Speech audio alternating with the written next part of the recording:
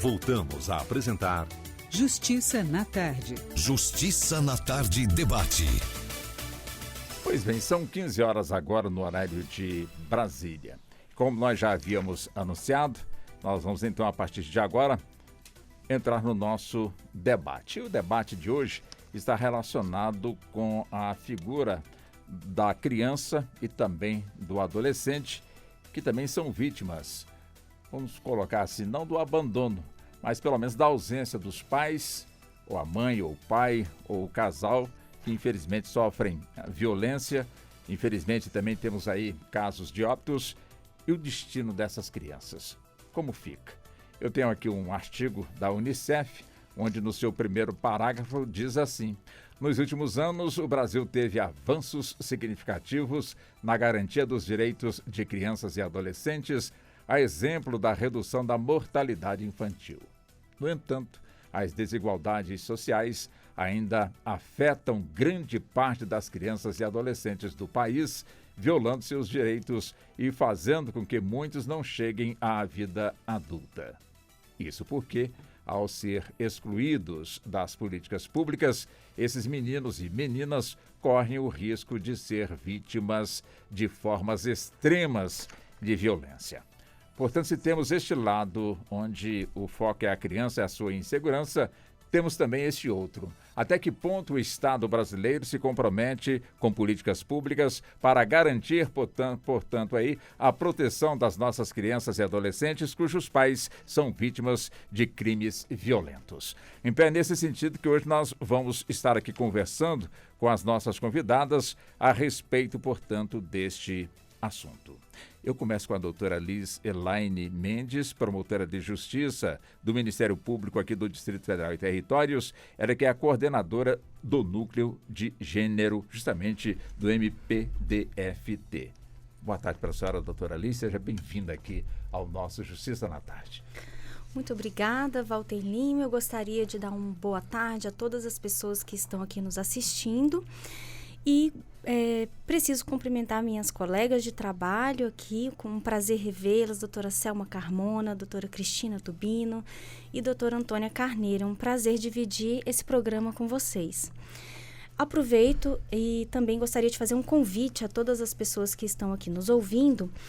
O Ministério Público vai fazer no dia 17 de agosto de 2023, das 9 da manhã às 12h30, um evento chamado Ciclo de Debates Órfãos do Feminicídio e Políticas de Reparação, em comemoração ao 17º aniversário da Lei Maria da Penha.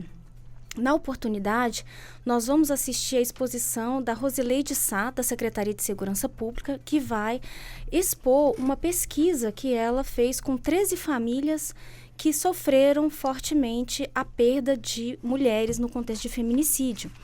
E também vamos receber a promotora de Justiça do Ministério Público de São Paulo, Silvia Chaquian, que vai conversar com a gente sobre políticas públicas e benefícios que estão sendo organizados e previstos em lei municipal em São Paulo para as vítimas do feminicídio menores de 18 anos. É um prazer estar com vocês e espero que o diálogo, o debate de hoje seja bastante produtivo. Obrigada. Obrigado, doutora Liz. Deixa eu também cumprimentar a doutora Selma Carmona. Doutora Selma, hoje ela está advogada, atuando na área de família e violência doméstica, mas eu tenho o prazer aqui de rever a doutora Selma, uma vez que nós trabalhamos muito tempo juntos.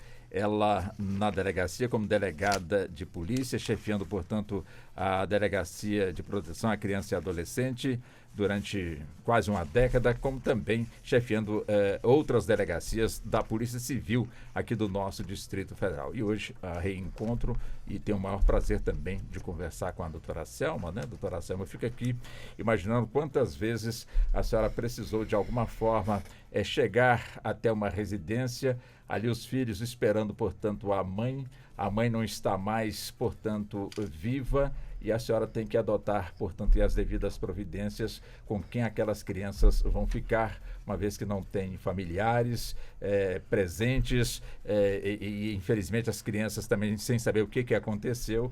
E a senhora, portanto, com essa missão, né, de alguma forma, já adotar as primeiras providências, que é um assunto que também nós vamos avançar. Primeiro, agradecê-la pela atenção e cumprimentá-la. Muito boa tarde. Boa tarde, Walter. Sabe que é um prazer imenso ouvir essa voz, que a voz continua a mesma, eu diria, 30 anos atrás, mais ou menos. Não é muito bom a gente falar nisso. Queria dar uma boa tarde para minhas queridas aqui, doutora Ana Cristubino, minha amiga, doutora Liz, muito querida. E dizer que é uma honra estar aqui, de alguma forma, tentar contribuir com alguma informação dessa passagem dos 27 anos de polícia e trazer um pouco desse Estatuto da Criança e dessas políticas públicas previstas, mas não implementadas, da ausência de ações articuladas, que eu acho que essa é a expressão máxima do que a gente pode começar a falar. Muito obrigado, seja bem-vinda. Doutora Antônia Carneiro, defensora pública, chefe do Núcleo de Proteção e Defesa dos Direitos das Mulheres, da Defensoria Pública do Distrito Federal. Também seja bem-vinda aqui ao nosso programa, doutora Antônia Carneiro. É um prazer também recebê-la aqui nos estúdios da Rádio Justiça. Muito boa tarde para a senhora.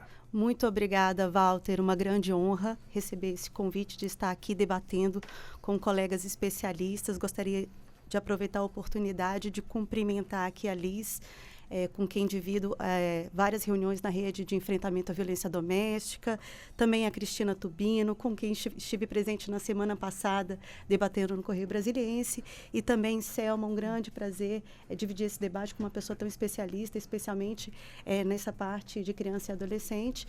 Parabéns pela iniciativa. Gostaria também de aproveitar que foi feito um breve convite. Gostaria de convidar a todos para o Dia da Mulher, que vai ser no dia 7 de agosto, na segunda-feira, no edifício Rossi, em frente ao Hospital Agarran.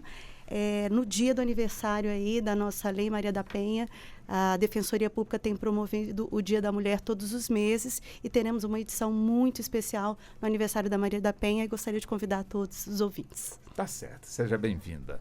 Doutora Cristina Alves Tubino. Doutora Cristina é advogada criminalista, especialista em violência doméstica e familiar e preside a Comissão de Combate à Violência Doméstica e Familiar da Seccional do DF da Ordem dos Advogados do Brasil. Também seja bem-vinda, doutora Cristina. Mais uma vez, um prazer reencontrá-la. Muito boa tarde para a senhora. Muito obrigada, Walter. Boa tarde aos ouvintes. Queria cumprimentar todas essas mulheres aqui maravilhosas que estão compondo a mesa de hoje, que são mulheres que estão sempre na mesma luta, né? Nós todas, na luta pelos direitos da mulher e, por consequência, dos filhos dessas mulheres, né? Nós temos hoje vítimas do feminicídio, essas crianças e adolescentes que perderam as suas mães e perderam, muitas das vezes, seus pais ou as suas mães também, porque a gente deve conversar aqui hoje sobre também essas repercussões nas famílias, né? Hoje nós temos aqui no Distrito Federal, só no Distrito Federal, 319 crianças e adolescentes que são vítimas do feminicídio, contabilizados desde 2015, né? A gente vai também falar sobre isso, que a gente tem aí um número não muito claro antes de 2015. Então, são vítimas que a literatura fala que são indiretas dessas violências. Eu acho que elas são vítimas diretas. Então, é uma discussão muito profícua e muito necessária, principalmente nós que tivemos aí recentemente dados do Fórum de Segurança Pública, com o Atlas da Violência, né, dos dados de até 2022 que foram trazidos, que mostram números muito ruins e muito preocupantes, sobretudo com o aumento claro de violência contra a mulher e contra crianças e adolescentes no nosso país. Muito obrigado, doutora Cristina. E vamos nós, então, a partir de agora, com os nossos questionamentos, né? Enfim, para levar para você está nos acompanhando aí pela 104,7 FM, como também nos acompanhando pelo YouTube. Caso queira interagir, é só encaminhar sua mensagem de texto ou então de voz aqui para o WhatsApp da emissora, que é o 61999758140. Doutora Liz, o Brasil, de alguma forma, tem respostas através das políticas públicas contra o avanço dos crimes de feminicídio e também homicídio contra as mulheres, que tem causado aí uma infinidade de órfãos aqui no nosso Brasil? Pois essa é uma pergunta interessante e sempre muito atual, porque desde a criação da Lei Maria da Penha, há 17 anos, em agosto, está previsto que as políticas públicas elas sejam interoperacionais, interseccionais, ou seja, que elas atuem em conjunto por conta da própria natureza da violência de gênero, que é multicausal. Então, nós vivemos uma sociedade extremamente violenta desde o descobrimento, né? Nós fomos dominados por meio da violência e, especialmente, nós temos um tecido patriarcal muito forte que coloca as mulheres numa situação de subalternidade. E, através da educação, através das políticas de saúde, de assistência social, de mobilidade, dentre outras, nós podemos revisitar o papel da mulher e a capacidade que as mulheres têm de exercer qualquer tipo de função e ocupar qualquer tipo de espaço. Então, o aumento da violência está muito interligado à profunda desigualdade que a mulher ainda sofre no Estado brasileiro. E as políticas públicas, elas vêm a reboque de um sistema de justiça que está requisitado. Então, nós estamos enfrentando muita violência contra a mulher sobre a vertente do direito penal e as políticas públicas, elas não estão acompanhando nesse ritmo a demanda da sociedade. Então, é preciso maior interlocução entre as políticas, maior informação, menos fila de espera, mais portas abertas para essas mulheres e políticas que estejam também desagregadas do sistema de justiça, porque nós temos dados que mostram que muitas das mulheres vítimas de feminicídio, elas sequer tangenciaram o sistema de justiça. E a questão é como proteger essas mulheres que preferem não registrar a ocorrência e quando elas menos se dão conta, elas foram assassinadas pelos companheiros e ex-companheiros. Me chamou muita atenção o anuário de violência, publicado na sexta-feira passada, em que as maiores taxas de autores de violência feminicida são parceiros e ex-parceiros da vítima. Quando a vítima é um homem, é o contrário, 70% dos autores são desconhecidos da vítima fatal. Já no caso do feminicídio, inverte. 73%, na verdade, são parceiros e ex-parceiros. Então, o feminicídio é um crime que acontece num contexto de alta permissividade estatal, num contexto conhecido, evitável. O locus nós conhecemos, são as casas das mulheres, mas não conseguimos evitar. Então, acredito que esse é o grande debate. Nós temos legislações avançadíssimas, como a Convenção de Belém do Pará, que é o primeiro tratado internacional de direitos humanos que reconhece que a violência contra a mulher é uma violação grave de direitos humanos, mas como Estado nós não estamos conseguindo evitar mortes que estão numa rota crítica totalmente mapeada pelo Estado, mas não conseguimos reduzir esses números. Veja que de janeiro para cá, em 2023, já são 20 vítimas aqui no Distrito Federal. Doutora Selma, claro que hoje a senhora não está mais como delegada da Polícia Civil, mas o tempo que a senhora esteve foi um tempo totalmente dedicado, principalmente no âmbito das crianças, como também no âmbito das mulheres.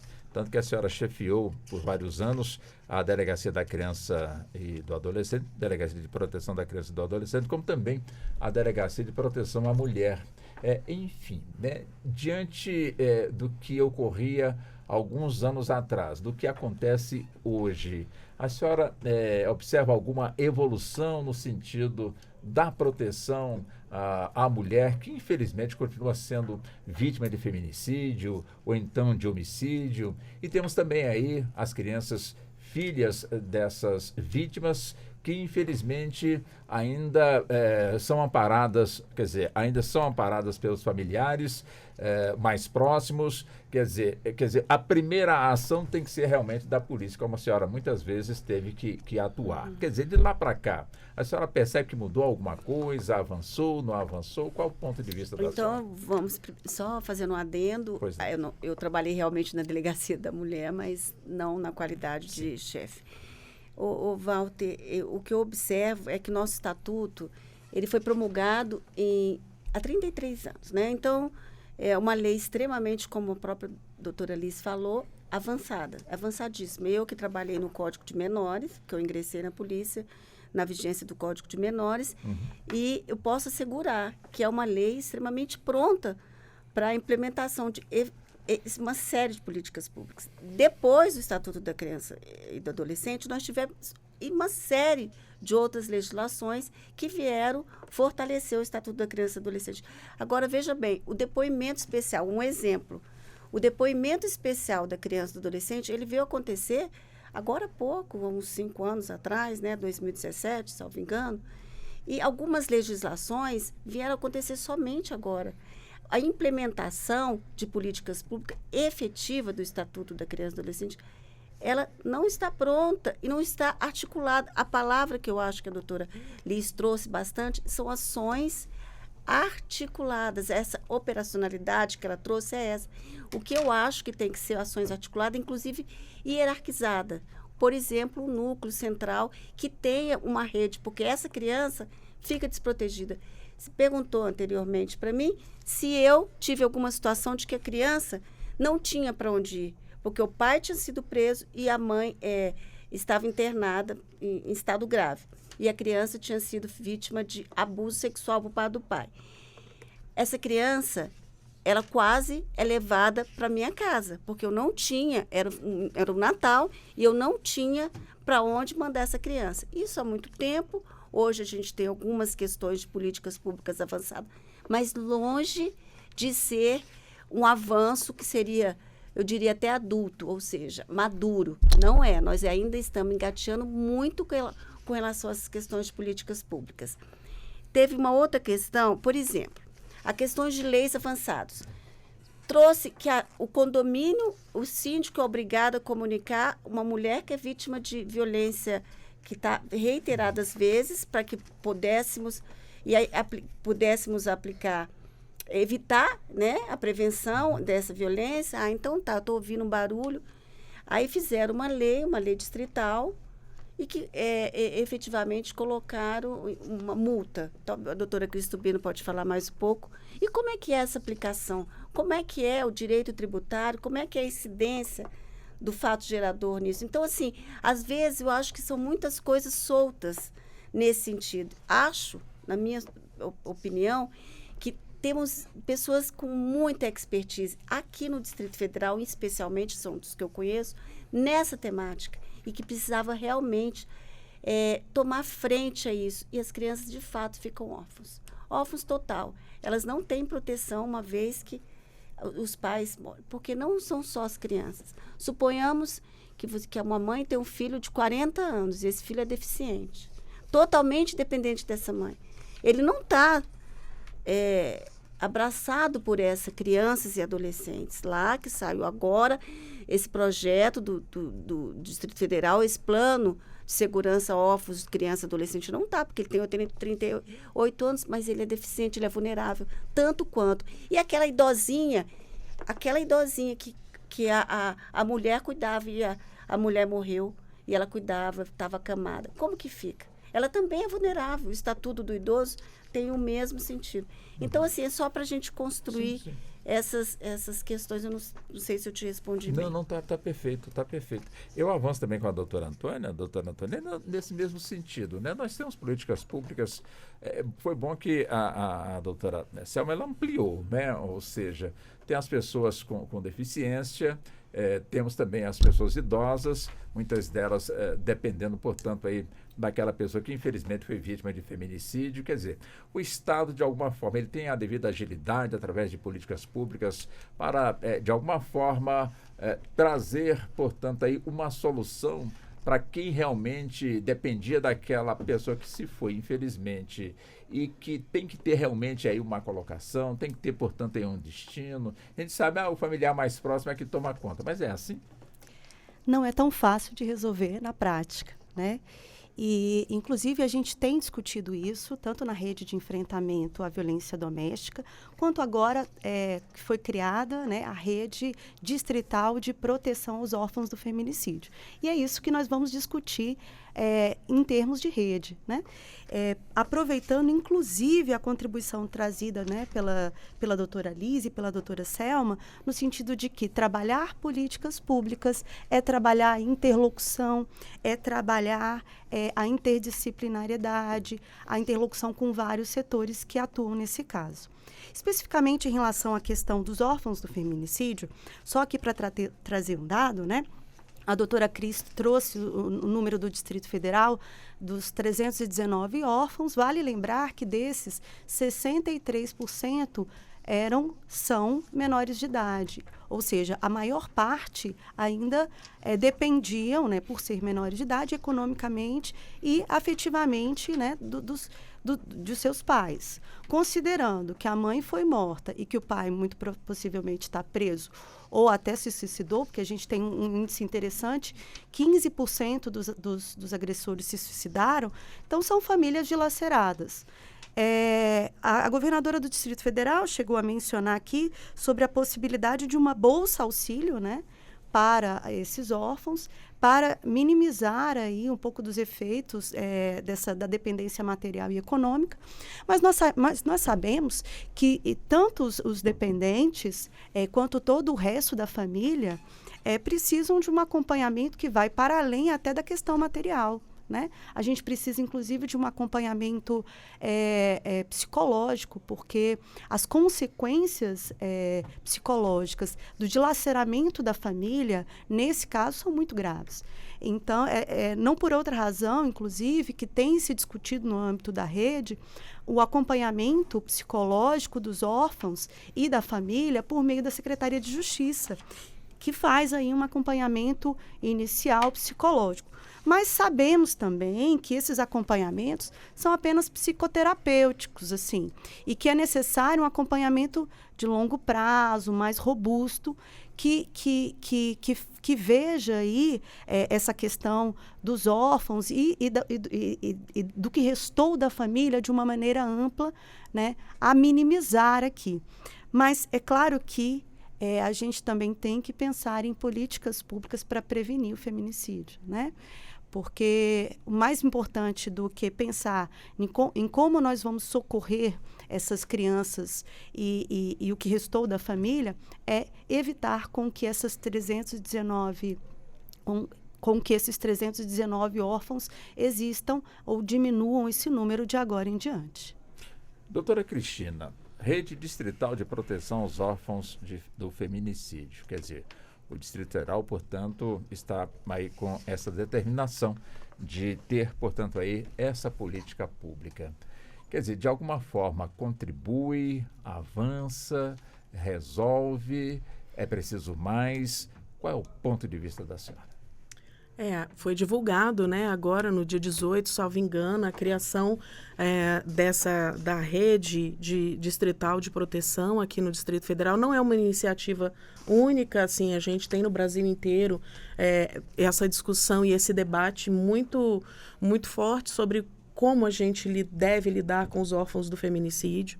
Eu acho que é uma iniciativa extremamente importante. Ela vem do grupo de trabalho, né, da frente que foi reunida e trabalhou para discutir políticas públicas, soluções possíveis, meios para combater essa onda do feminicídio. Como a doutora Liz mencionou, nós tivemos já aqui em 7 meses 20 feminicídios consumados. Isso é uma coisa que eu gosto sempre de falar. Antônia, que me ouve sempre, Selma, minha amiga, que me ouve sempre, já estão cansadas de me ouvir dizer que os números, a gente não deve se deixar seguir pelos números única e exclusivamente, porque a gente, dentro da violência contra a mulher, tem a cifra negra muito clara. A gente sempre está falando de feminicídios consumados, mas a gente não consegue nem ter um número muito claro de feminicídios tentados, né, doutora Liz? A gente tem, para os nossos ouvintes, a gente tem algumas modalidades de tentativas de crimes que nem vestígios deixam, né? Que são as chamadas tentativas brancas, e às vezes a gente vê essas mulheres que são vítimas, exatamente, que são vítimas dessas tentativas, mas permanecem vivas, não saem dos relacionamentos por uma série de motivos, né? Ou porque estão sendo ameaçadas, ou porque tem uma dependência emocional, econômica, afetiva, ou porque tem uma vinculação dos filhos, né? Então, eu acho que essa discussão e a rede distrital, ela tem essa finalidade importante de buscar discutir essa circunstância da violência da mulher como um todo. Como lembrou a doutora Liz, a gente não vai resolver o problema da violência contra a mulher e das consequências dessa violência só atingindo uma frente, né? A gente precisa de condutas e providências múltiplas. E como bem disse a Antônia, eu acho que é muito importante a gente discutir o que vem antes, né? O que a gente pode fazer para que não existam mais essas vítimas de feminicídio e esses órfãos, né? E, a gente está falando também do feminicídio, mas quando a gente fala de órfãos, a gente também fala dos órfãos das mulheres vítimas dos homicídios femininos, que é diferente, né? Não aquela mulher morta ali pela circunstância de ser mulher, apenas e tão somente decorrente de uma violência doméstica ou de um ato de preconceito ou misoginia. A gente também tem aquelas outras mulheres que acabam morrendo e sendo mortas por outras circunstâncias, que deixam também seus filhos, seus ascendentes, pessoas que dependem delas, né? Então, assim, é um problema bastante complexo e muito complexo mesmo. No caso das vítimas do feminicídio, eu acho que, e aí para concluir essa minha primeira fala aqui, eu acho que é muito importante a frente e a discussão dessas políticas públicas, porque as consequências desses crimes vão muito mais além do que a criança ou adolescente ficarem sem mãe ou pai, única e exclusivamente. A gente vê consequências claras no desenvolvimento escolar, em problemas psicológicos. Não é só um abandono afetivo, né? Aquelas pessoas que estavam ali, a mãe, geralmente a figura materna é mais forte na nossa sociedade nesse aspecto, mas não é a única. Mas geralmente a gente tem ela como aquela figura do aconchego, né? Do acolhimento. Então essa criança e esse adolescente perdem. E se o pai também estiver envolvido, também for uma figura de aconchego, também o perdeu, né? E a gente tem outras coisas que tem que ser discutidas. Por exemplo, essas crianças e adolescentes que presenciam, ou porque viram, ou porque ouviram dizer, ou porque souberam que suas mães foram mortas, às vezes por seus pais, por seus parentes, porque o feminicídio não é só do relacionamento íntimo, né? Mas também dentro da unidade familiar, doméstica, eles acabam tendo e apresentando consequências dessas violências numa coisa que a gente chama de violência transgeracional, né? Como é que essa violência vai fazer parte da vida dessas crianças e desses adolescentes? Existem estudos científicos feitos que os reflexos dessa violência, inclusive que podem até essas crianças e adolescentes ao longo da vida expressar atos de violência até 3 gerações. Então, a gente não está falando só daquela criança e daquele adolescente ali naquele momento. A gente também está falando do futuro, né? E parece meio piegas, né, falar isso, mas é o futuro do país mesmo, né? É o futuro para onde nós vamos. Não é? A gente tem que discutir não só onde estamos, mas para onde nós iremos. Deixa eu voltar com a doutora Liz. Quer dizer, quando se fala na questão da discussão, né, é evidente que os debates estão aí postos, mas quanto mais a gente discute, infelizmente, os casos de feminicídio vêm ocorrendo com uma certa frequência assustadora a nível, portanto, aí, de Brasil. Há quem entenda que os os feminicídios sempre aconteceram. O que ocorre hoje é que estão sendo mais divulgados. Seria isso, doutora Liz? Olha, é uma pergunta difícil, sabe, Walter? Porque quando a gente pensa em feminicídio, dar nome a esse crime foi muito importante, né? Esse nome vem de Marcela Lagarde e de los Rios, né? Que ela traz uma realidade muito própria da América Latina, dos campos de algodão lá no México, onde as meninas jovens eram contratadas por fábricas que queriam uma mão de obra barata e de um manuseio mais delicado na produção de itens que se destinavam exclusivamente à exportação. E essas meninas, elas passaram a ter um destaque naquela comunidade lá de Juárez, né? Por quê? Porque elas passaram a ter autonomia financeira. E os homens daquela comunidade estavam desempregados e o México passando por uma grande crise. E o que a Marcela Lagarde mapeou? Um componente de ódio muito forte em relação aos estupros e às matanças de mulheres. Então, dar nome ao feminicídio é mais do que o femicídio, que a Diana Russell já tinha cunhado essa expressão. Por quê? Porque tem um componente de ódio na definição desse crime. E isso acontece pela rebeldia da mulher, veja bem, a ousadia das mulheres que querem viver sua vida com autonomia, querem ter seu poder de agência, querem fazer suas escolhas e viver autonomamente. Olha só que ousadas nós somos, né?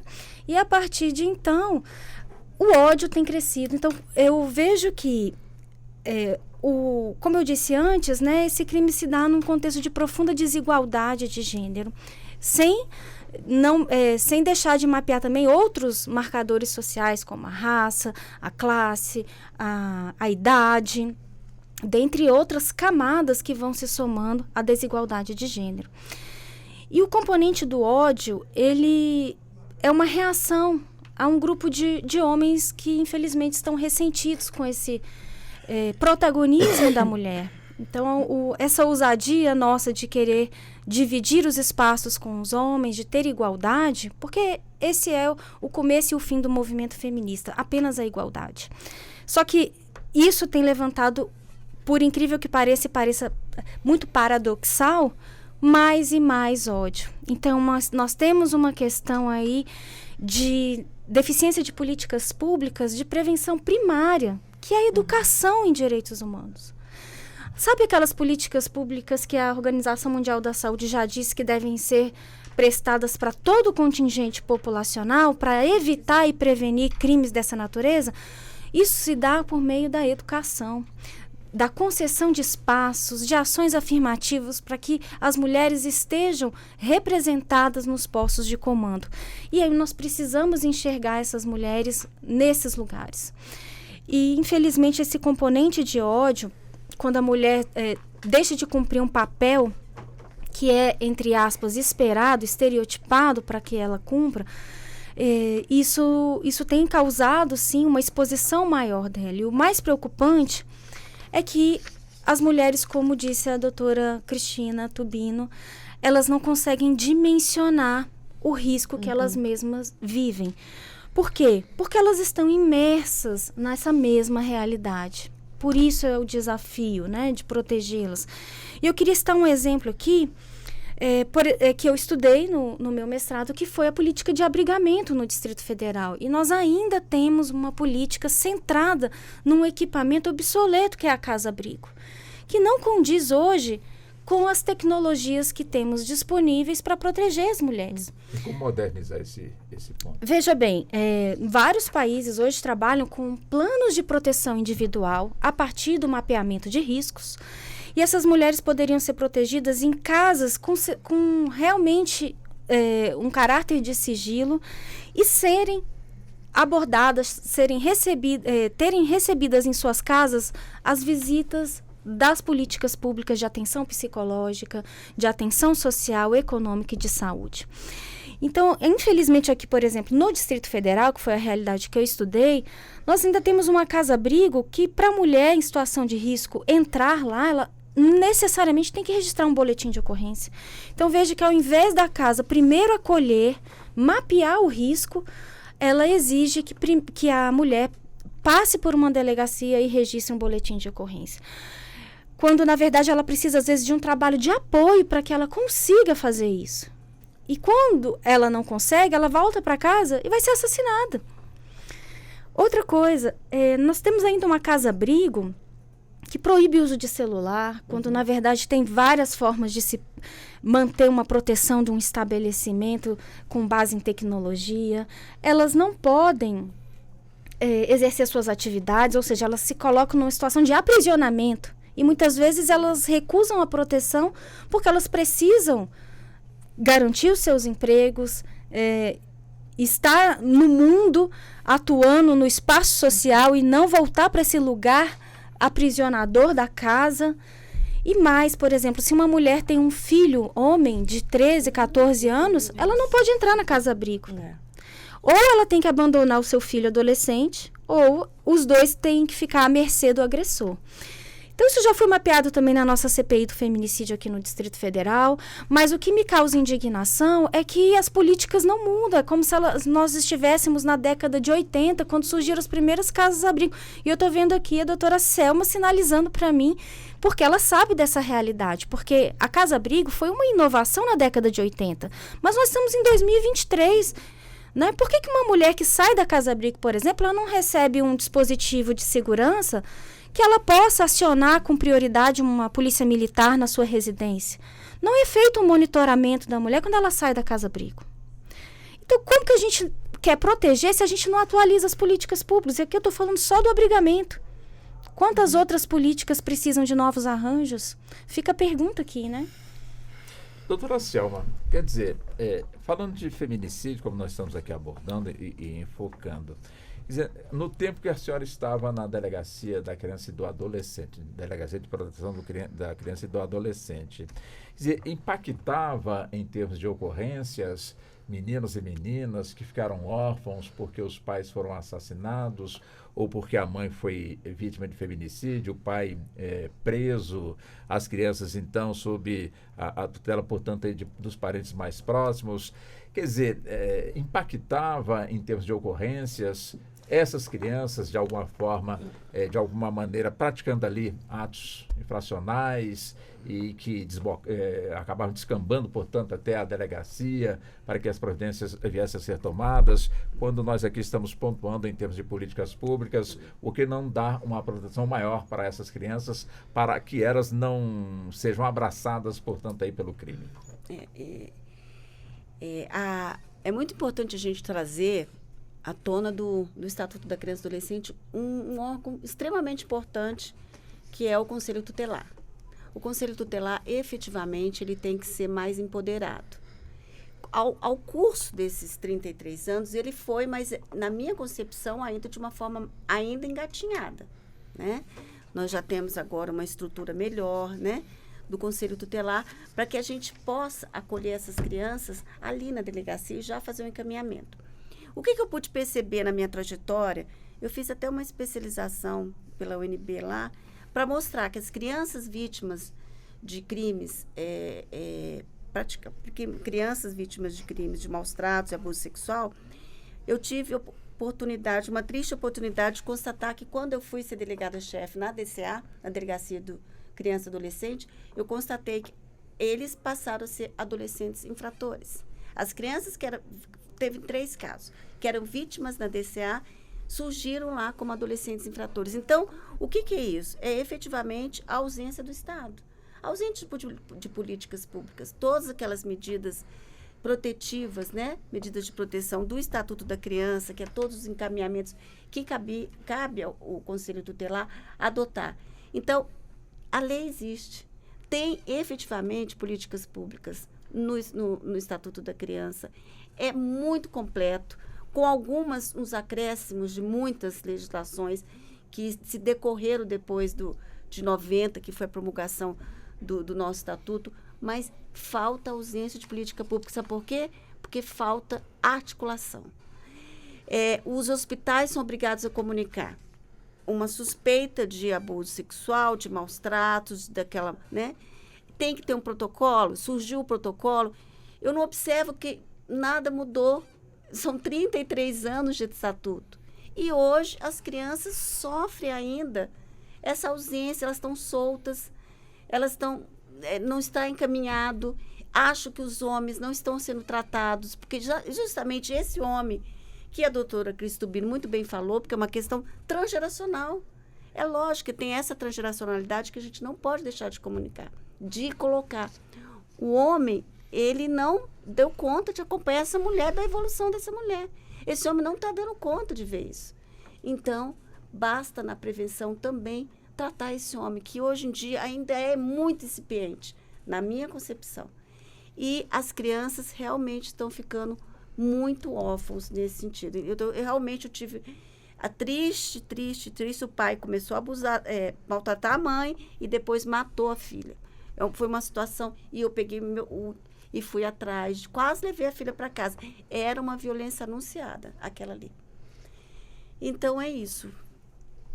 Doutora Antônia, e na área, portanto, aí da Defensoria Pública, que também tem um trabalho voltado também para esse ponto onde nós estamos aqui debatendo. Quer dizer, quando a gente acompanha o anúncio da criação da Rede Distrital de Proteção aos Órfãos do Feminicídio, quer dizer, já temos uma coleta muito grande de ações que de alguma forma estão aí sendo colocadas em prática, mas que o resultado, pela estatística que estamos acompanhando de números de feminicídio, num ano só, um número assustador, evidentemente que também o número de crianças órfãos também não deixa de ser pequeno. Quer dizer, o que está nos faltando para que possamos, de alguma forma, minimizar, zerar, portanto, este caso que o Brasil está aí a gritar, mas nós estamos nos sentindo assim, estamos aparentemente nos sentindo como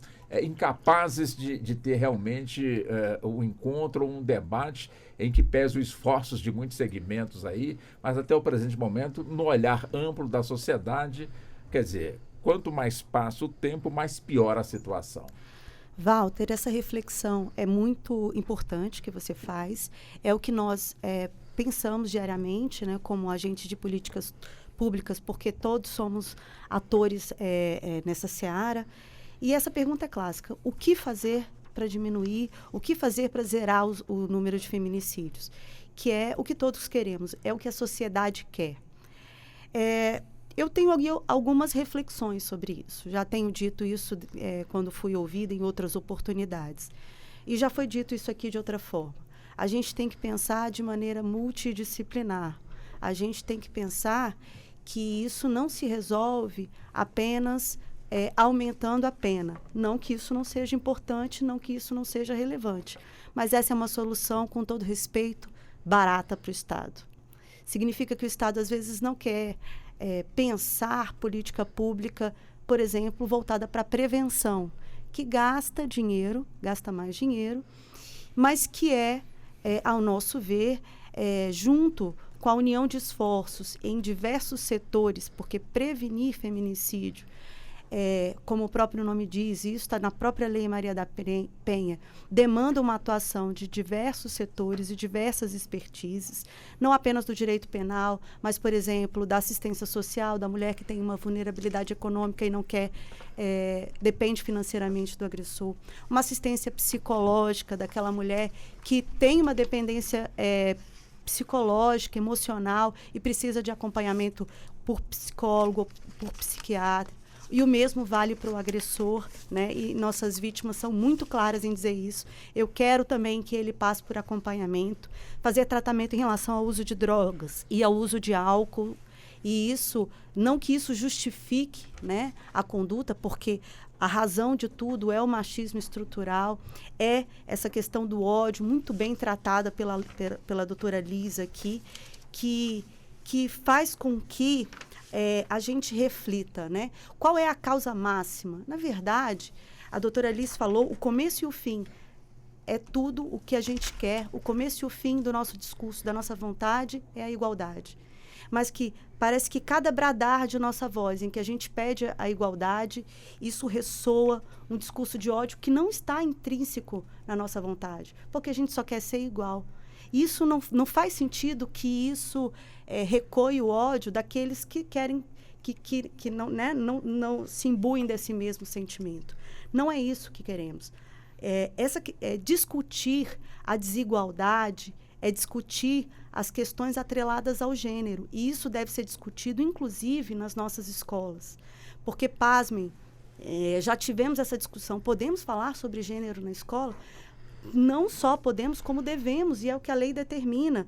Nós temos 2 leis, uma lei distrital, a Lei 6367, que fala que noções sobre Lei Maria da Penha devem ser ministradas nas escolas. E a Lei Maria da Penha, o artigo 5º, fala que são crimes cometidos por condição de gênero.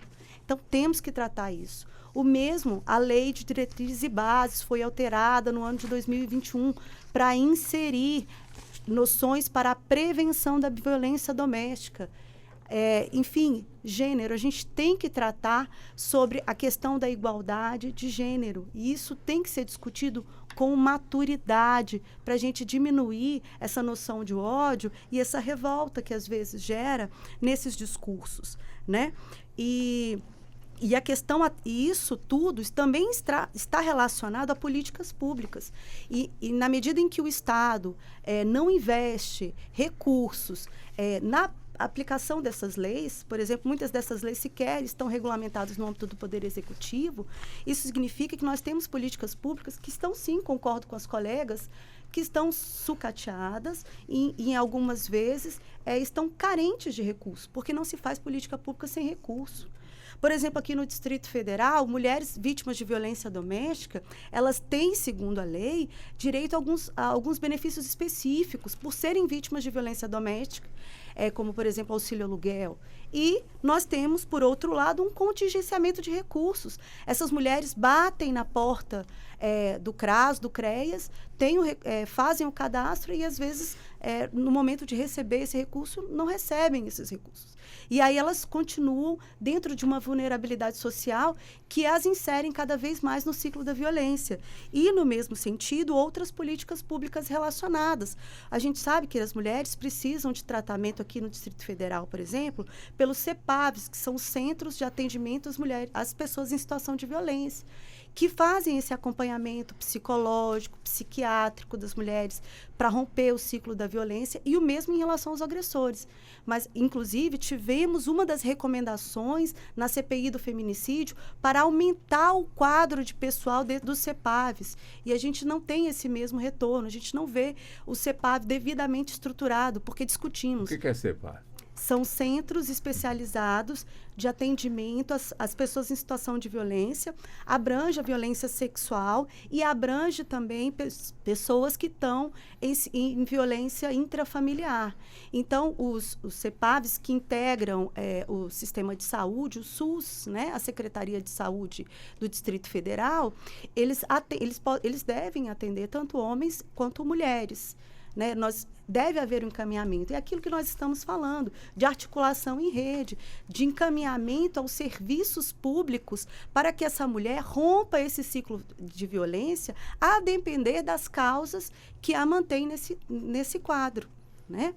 Então, é isso que a gente está falando, de articulação de políticas públicas, mas essas políticas públicas precisam de orçamento, precisam de um olhar diferenciado e precisam, de um modo geral, também se conhecer, se articular. A mulher precisa ser encaminhada para esses serviços, porque, já dissemos, segundo a Lei Maria da Penha, segundo a própria MS, a causa da violência doméstica é de diversos fatores e demanda uma atuação multidisciplinar. Doutora Cristina, quer dizer, esse assunto está sendo bastante debatido, é preciso debater mais ainda. É evidente que temos aí inúmeros segmentos participando, portanto, aí desse debate. Teria algum segmento da sociedade que ainda não marcou realmente a sua presença, ou se marcou, não marcou de forma adequada, para que possamos realmente começar a entender que os efeitos positivos em relação a conter realmente essa violência já esteja acontecendo? Eu vou dar uma resposta, que eu vou dar uma volta para chegar no ponto que você está me perguntando. Eu vou partir do que a Antônia falou. Realmente, nós debatemos a violência contra a mulher, porque quando a gente fala de feminicídio, a gente já está lá no auge da violência. A morte de uma mulher, para a gente chegar a alguém, e aí eu falo alguém porque pode ser um homem ou pode ser uma mulher. Para tirar a vida de uma mulher, a gente já passou e já perpassou por muitas circunstâncias e muitas nuances e muitos atos de violência, né? A Lei Maria da Penha, ela fala de diversos tipos de violência, as convenções que vieram antes da Lei Maria da Penha também falavam de vários tipos de violência. Quando a gente fala de violência contra a mulher, a gente não fala só da violência doméstica. Acho que a doutora Liz e a doutora Antônia passaram por isso, eu acho que isso é muito importante. A gente passa e tem que perpassar antes pela violência de gênero, a gente tem que passar pelos papéis sociais, como a mulher é vista. Eu costumo sempre dizer isso nas minhas manifestações. Antes da gente discutir punição, antes da gente discutir sancionamento, antes da gente ter que discutir como é que a gente vai cuidar de uma criança ou um adolescente que perdeu uma mãe por um crime, a gente tem que discutir como que a mulher é vista na nossa sociedade. Enquanto a gente não mudar isso, enquanto a gente não mudar a forma e o papel que a mulher pode exercer na sociedade, a gente vai continuar tendo o mesmo problema e seremos enxugadores de gelo profissionais. Porque quando a doutora Liz chega lá numa vara e oferece uma denúncia e acompanha um processo pelo núcleo de gênero, porque vê que perpassou aquele crime, que não precisa ser só na violência doméstica, mas perpassou aquele crime pela questão de gênero, a gente está enxugando gelo, porque a gente está ali no judiciário no final já. O crime já aconteceu, essa mulher morreu, ela não vai voltar, aquela criança, aquele adolescente já perderam a mãe, aquela família já perdeu muitas das vezes o núcleo, a pessoa mais importante que mantinha ali unido aquele grupo familiar, e a gente não vai conseguir reparar isso. Então a gente tem que primeiro discutir esse papel da mulher, como é que a sociedade trata essa mulher. A doutora Alice falou de uma coisa que eu tenho pensado muito e tenho lido bastante, doutora Antônia também, sobre essa questão de como é que a mulher buscar espaços de poder, como é a mulher querer sair daquele papel de segundo nível, né? Aquele momento ali de ficar mais discreta dentro de casa, como que isso às vezes afeta tanto o próximo, né? E afeta tanto, na maioria das vezes, o homem. Isso é até um fenômeno, tem um nome, né? Que a gente chama que é o blackish, né? É um fenômeno que é discutido no mundo sobre isso, gente. Isso é uma coisa que, se nós formos pensar, é muito grave, né? Porque é um fenômeno mundial. Então, eu acho que, além das políticas públicas que a gente tem que discutir, porque eu acho que não basta a gente ter leis lindas em âmbito nacional, leis federais, distritais em outros estados, e elas não serem regulamentadas e não serem, de fato, aplicadas. Nós temos, não é só a rede distrital do feminicídio, nós já tínhamos leis distritais, por exemplo, aqui no Distrito Federal, que falavam sobre a questão do apoio e suporte ao órfão do feminicídio, mas nunca foram regulamentadas. Os benefícios, atendimento prioritário, que nunca foram regulamentados. Isso não é um problema só do DF, isso é um problema nacional. Mas isso também a gente já tem o quê? O problema. Então, eu acho... eu falei até num outro evento que estivemos, eu e Antônia, que a pergunta que me foi feita, doutora Alice, foi o seguinte: a punição mais severa resolve o problema da violência contra a mulher? Não, não resolve. Não vai resolver. A punição é necessária? É necessária. A pessoa descumpriu a lei? Descumpriu. Ceifou a vida de alguém? Ceifou ou tentou, pelo menos? Precisa ser punida. Mas resolve o problema? Não. A gente não resolve o problema com a punição. A gente resolve o problema mudando a forma que a mulher é vista. E onde é que a gente tem que agir de uma forma mais efetiva, que eu acho que talvez seja onde nós como sociedade, como todos, estejamos mais falhando. É na prevenção que deve ser feita, na mudança das nossas crianças e nossos adolescentes de verem a mulher. E isso é lá na educação.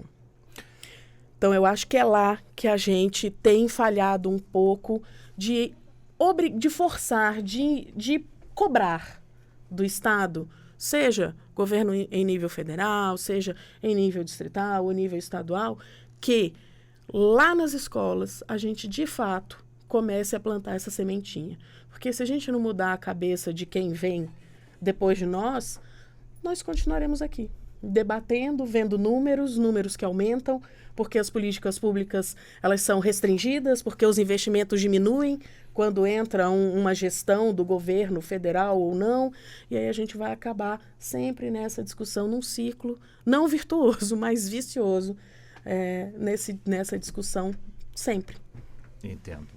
Agora, voltando com a doutora Liz, quer dizer, é comum a gente ouvir na sociedade a expressão: a polícia prende, a justiça solta. Quer dizer, o que está realmente faltando? Primeiro, a sociedade entender realmente o papel da polícia e também o papel da justiça.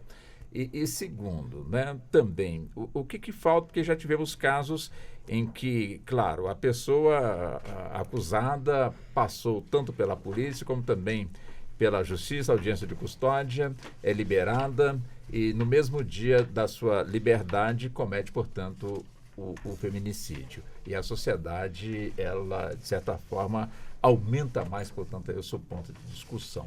O que está faltando nesse meio aí na avaliação da senhora? Walter, pergunta muito interessante também. Olha, como promotora de justiça que atua em audiências de custódia, eu tenho percebido aqui no Distrito Federal uma mudança de paradigma, tanto dos promotores como dos juízes que ali recebem os autuados por violência doméstica e familiar. Porque há muito tempo atrás, esses agressores, eles realmente ficavam em sua grande parte, em sua maior parte, com a liberdade provisória restituída a partir da audiência de custódia. Mas de uns anos para cá isso tem mudado muito, pelo maior conhecimento que todos nós temos avançado em relação ao que é um fator de risco, o que é um fator de proteção. Porque, tirando a lesão corporal grave, gravíssima, e o próprio feminicídio e homicídio de mulheres, a maioria dos crimes que acontecem no contexto doméstico, eles possuem uma sanção muito baixa. E muitas vezes os juízes e até mesmo os promotores se fixavam muito no arranjo de provas, no limite das penas. Mas de uns anos para cá, com a disseminação dos questionários de avaliação de risco, uma maior compreensão do ciclo da violência, eu posso afirmar que, pelo menos no Distrito Federal, não tem sido muito fácil que um autuado saia com liberdade provisória de uma audiência de custódia se ele está num contexto, por exemplo, de um descumprimento anterior de medida protetiva de urgência. Hoje nós já percebemos um contexto de cuidado, né? Nós estamos vivenciando uma percepção no sistema de justiça da dimensão do cuidado, né? Nós entendemos que a nossa Constituição estabeleceu um pacto social do cuidado e que nós precisamos entender como funciona a dinâmica da violência contra a mulher para efetivamente protegê-las. Então, muitas vezes os homens saem com a liberdade restituída, mas pagam fiança, eles ficam obrigados a cumprir as medidas de proteção. Isso numa primeira vez, porque se eles chegam lá com descumprimento das medidas de proteção, ou saem com monitoramento eletrônico, ou eles ficam em prisão preventiva. Na última audiência que eu fiz, não tem 2 semanas, eu me lembro que me causou espécie um autuado que não era nem muito jovem nem muito velho. Quando foi dito que ele receberia o monitoramento eletrônico, ele disse que não aceitava sair com a tornozeleira eletrônica ali do núcleo de audiência de custódia e que ele preferia ficar preso se fosse para sair com aquela tornozeleira. E aí o juiz abriu a palavra para o Ministério Público, eu perguntei se ele estava realmente entendendo o que estava acontecendo. Ainda tentei ajudá-lo, perguntei se ele gostaria de fazer uma nova entrevista com a defensora pública, inclusive uma defensora pública maravilhosa, extremamente atenciosa. Talvez ele não tivesse entendido o contexto do que foi falado e não tinha antecedentes criminais, detalhe. E ele disse que não precisava de uma nova entrevista com a defensora pública porque ele tinha entendido muito bem tudo o que tinha sido falado na audiência. E aí, quando eu percebi que ele estava deliberadamente firme em não cumprir as medidas de proteção, aí eu pedi a prisão preventiva, o juiz prendeu em audiência. E vejam que depois o juiz teve a curiosidade de procurar a situação daquele auto de prisão em flagrante, viu que a Defensoria Pública tinha ingressado com HC e o tribunal não deu a liminar. Então, ele ficou respondendo o processo preso, porque ele anunciou na frente de uma autoridade judiciária que ele não aceitava as medidas de proteção. E ele ficou preso. Então, nós estamos percebendo que nós estamos com uma mudança de mentalidade muito grande, até mesmo assombrados por essa repetição de feminicídios neste ano de 2023, que está só na metade. nós vamos fazer o seguinte, temos mais uma hora de debate. Peço licença às senhoras, estamos fechando aqui já a nossa primeira etapa. Nós vamos para o intervalo. É evidente que temos vários assuntos a serem abordados aqui hoje no nosso Justiça na Tarde debate. Até já.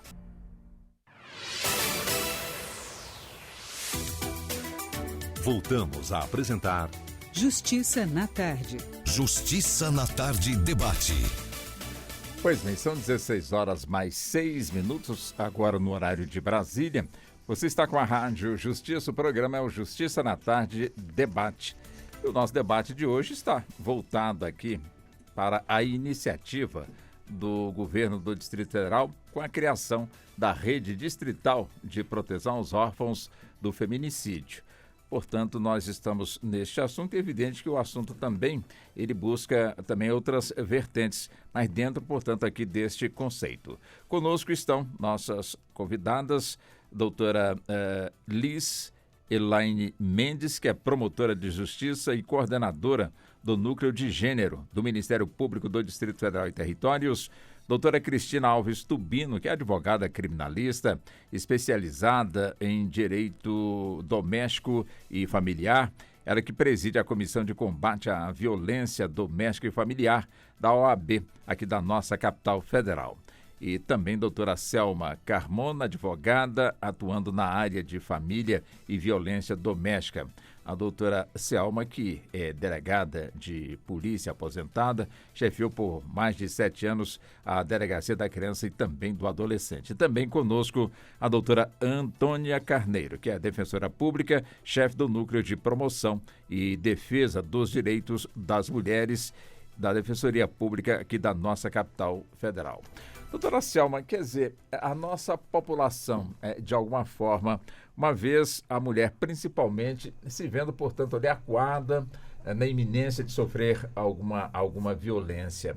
Quer dizer, ela prefere buscar a polícia ou ela prefere no sentido amplo, né? Buscar, portanto, uma especialista no direito de família para se aconselhar ou até mesmo para ingressar com uma ação em que ela possa, de certa forma, se ver distante dessa iminência agressão, quer dizer, mas sem querer de alguma forma também se separar, enfim.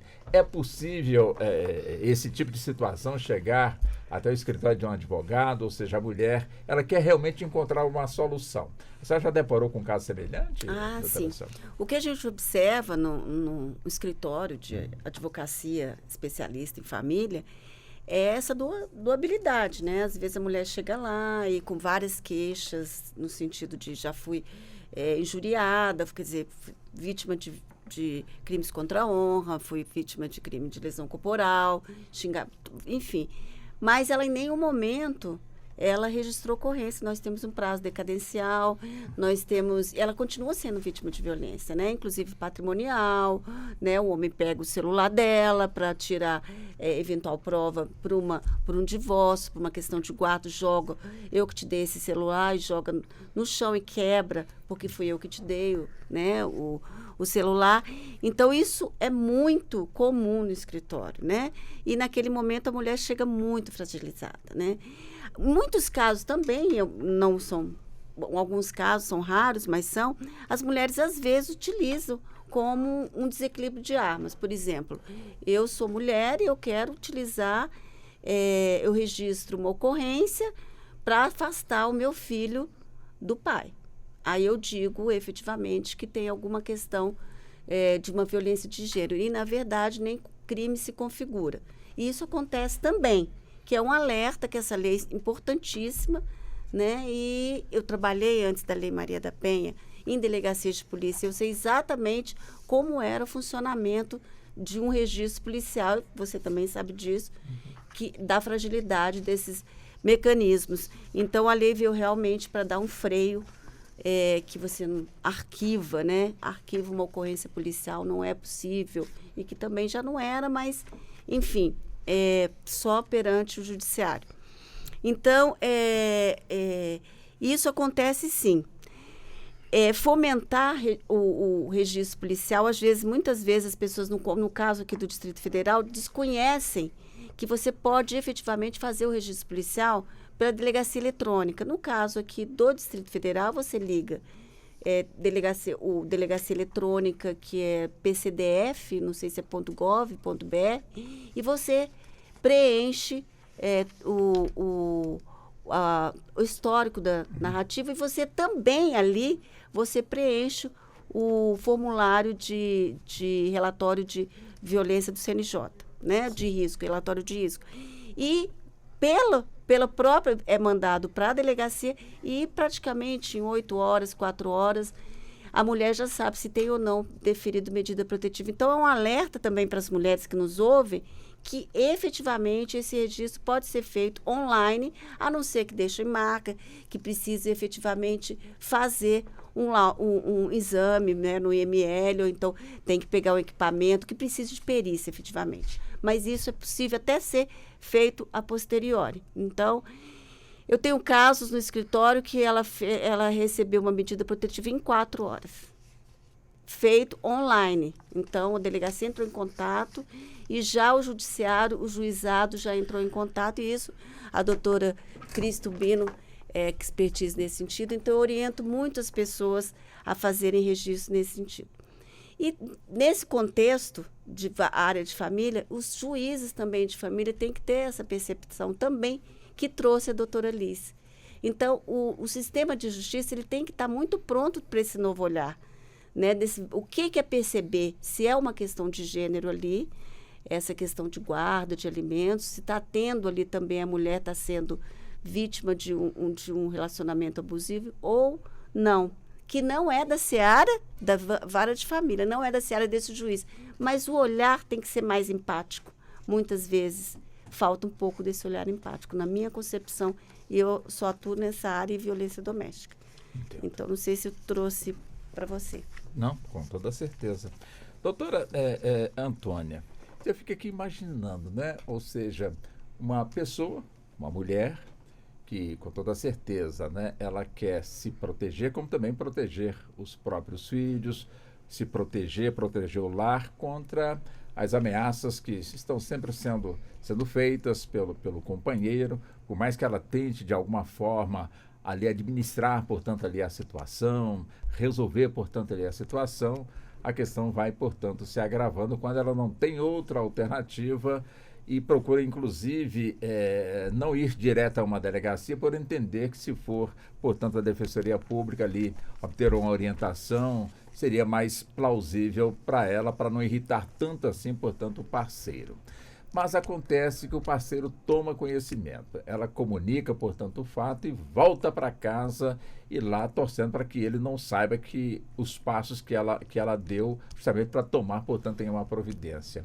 Seria uma falha ou uma ausência de políticas públicas para, de alguma forma, antecipar uma proteção para essa mulher, para que ela não sofra represália, até mesmo com a própria vida, por conta da irritação deste companheiro, porque infelizmente ainda na nossa cultura tem muita gente que acha que é proprietário da sua companheira. Como é que fica essa questão?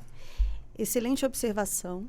E a primeira orientação que eu dou para as mulheres que buscam a defensoria, que estão com medo e estão diante de um contexto de violência doméstica, que pode ser sexual, que pode ser patrimonial, que pode ser psicológica, é que, se ela está diante deste quadro, está sendo vítima de um crime de violência doméstica, que ela requeira medidas protetivas, né?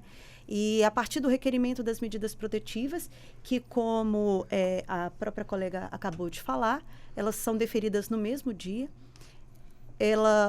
essa mulher, o agressor, pode ser afastado do lar e proibido de realizar contato telefônico ou qualquer outro tipo de contato. Então, essa é a orientação, mas é claro que para ela requerer medidas protetivas, depende que ela mesma tenha interesse, porque eu não posso requerer em nome dela algo que ela não queira, né? E esse, na verdade, é um dos maiores dilemas que a gente enfrenta nos nossos atendimentos de mulheres vítimas de violência doméstica. Eu vou trazer um dado aqui que ele é importante, mas ele deve ser interpretado com maturidade e com cautela.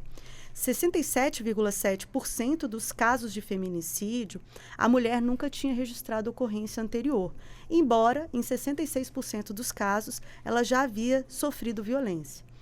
Não significa, e aqui é muito importante, que a culpa do feminicídio foi dessas mulheres. Em momento algum, esse discurso jamais será dito aqui, né? A culpa é de quem cometeu o feminicídio. Mas qual é uma reflexão que a gente tem que tratar?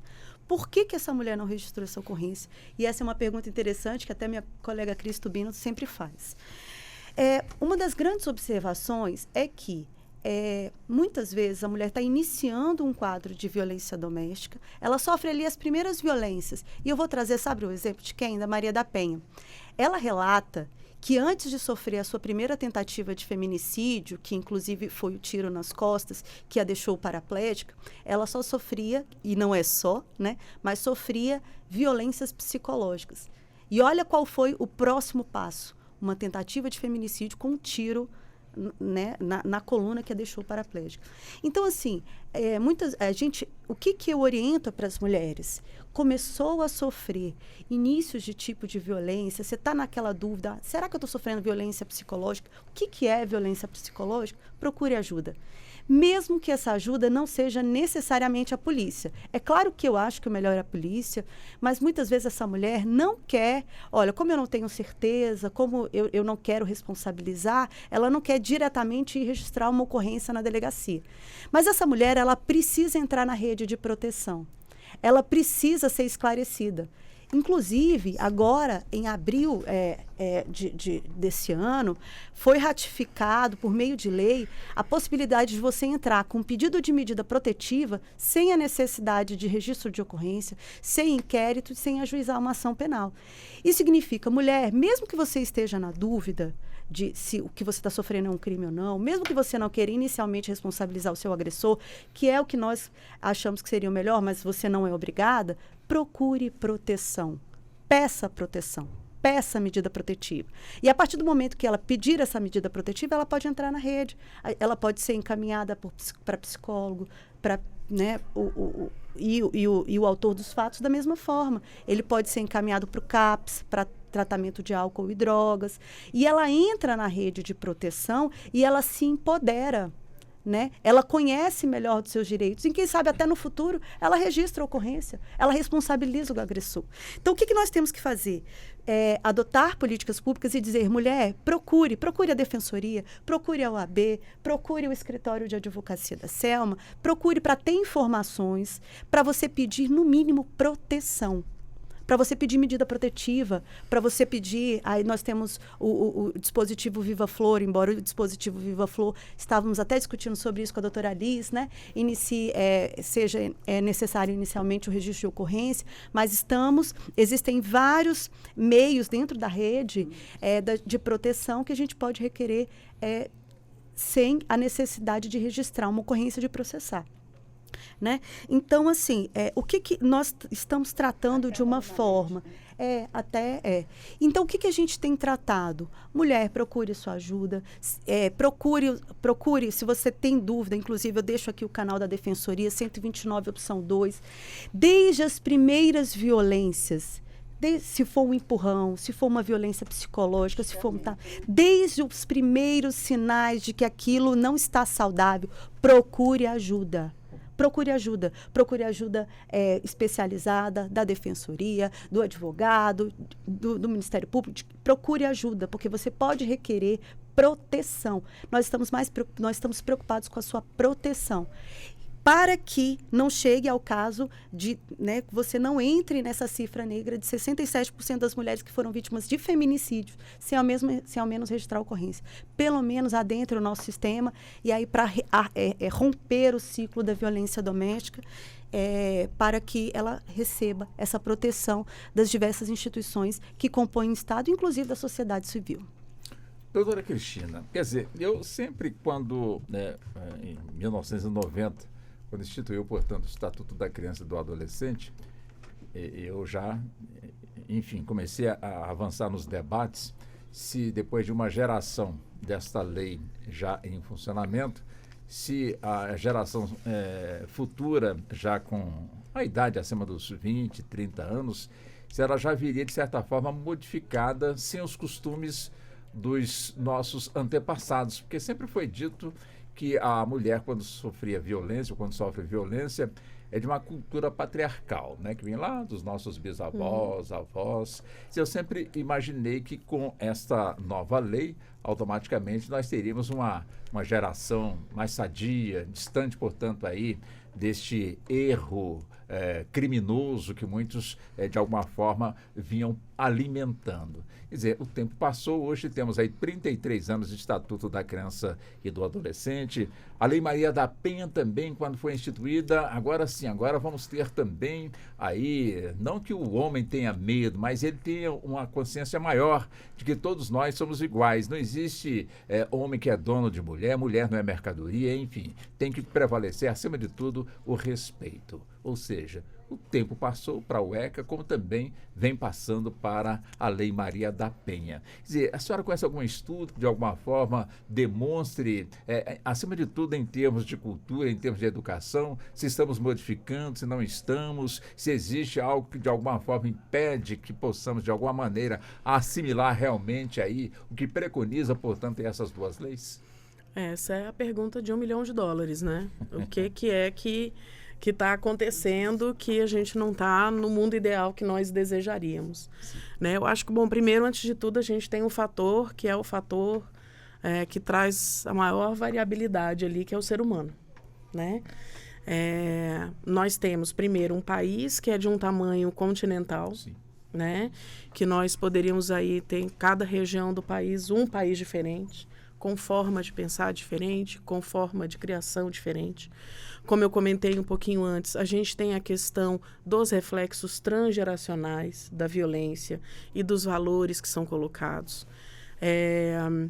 Acho que, claro, todo dispositivo legal que aprimora direitos, traz garantias, eles são importantes. O Estatuto da Criança e do Adolescente, ele foi importantíssimo e é importantíssimo, porque ele coloca ali a criança e o adolescente como sujeitos de direitos, né? Tendo direitos próprios, tendo voz dentro dos limites que a lei propõe, mas, sobretudo, tendo a criança e o adolescente como pessoas, de fato, que em desenvolvimento são mais vulneráveis, mas precisam de uma proteção, mas têm uma voz e têm o seu direito próprio.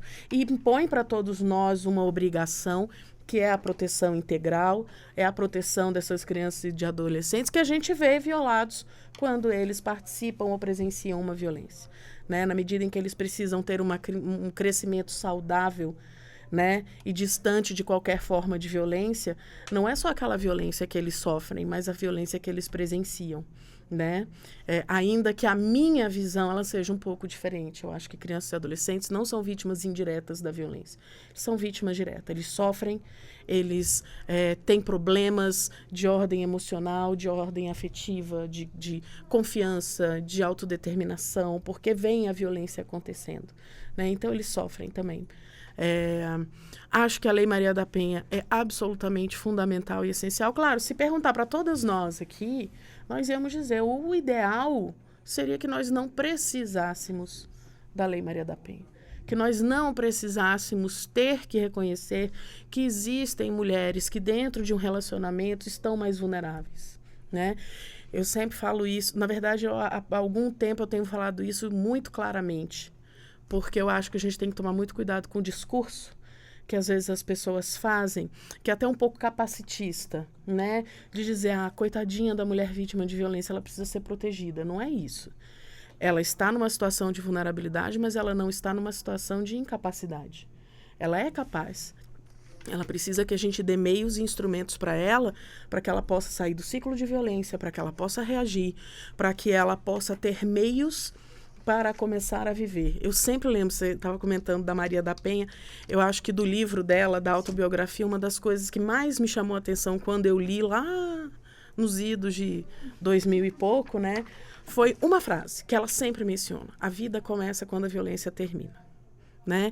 Então, às vezes a gente estava comentando, a Antônia estava falando, vocês estavam comentando e eu estava pensando. E a doutora Alice falou isso também, fugindo, só fazendo um parênteses, que eu acho que é muito importante. por que essas mulheres não fizeram ocorrências policiais e por que elas acabaram morrendo? Significa que elas não foram vítimas de violência? Eu diria para você, quase que com certeza absoluta foram. Só que, às vezes, elas não se viam como vítimas de violência. Elas estavam ali dentro do cerne do problema, e elas não conseguiam se ver como vítimas de violência, não conseguiam sair daquele ciclo de violência por uma série de motivos, às vezes pelos próprios filhos, às vezes pela família, às vezes por vergonha, uma vergonha que não é dela, é da sociedade, né? Às vezes por não ter tido ninguém que pudesse ajudá-la, né? Então, eu acho que são muitos os fatores, são fatores humanos, né? E fatores, a questão multidisciplinar, né? Da necessidade da atuação multiagências, são as múltiplas causas da violência que fazem com que, às vezes, o Estatuto da Criança e do Adolescente e a Lei Maria da Penha não tenha resolvido o problema.